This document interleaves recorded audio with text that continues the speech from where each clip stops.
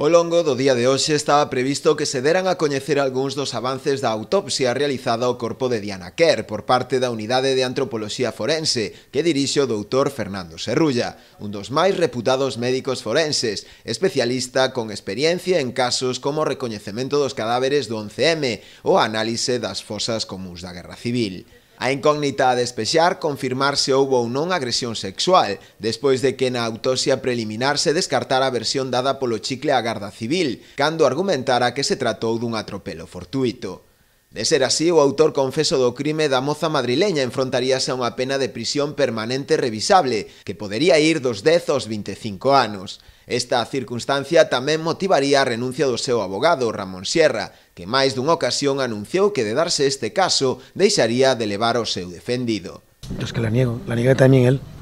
Y en este momento, ya le digo, no es objeto de ninguna acusación por las fuerzas de la Guardia Civil.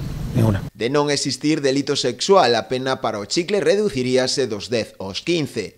Nos últimos días, a nai de Diana facía tamén as súas primeiras declaracións públicas no seu perfil de Instagram, no que aparecía xunto á súa filla, a que se refire como un anxo e que grazas a ela moitas mozas seguirán vivindo. A propia Diana López Pinel, como xa fixera anteriormente o seu exmarido, Juan Carlos Quer, acababa solicitando endurecemento das penas existentes para este tipo de casos, entrando de cheo no debate actual a favor e en contra da derogación da prisión permanente revisable, a máxima privativa de liberdade que contempla o noso actual Código Penal.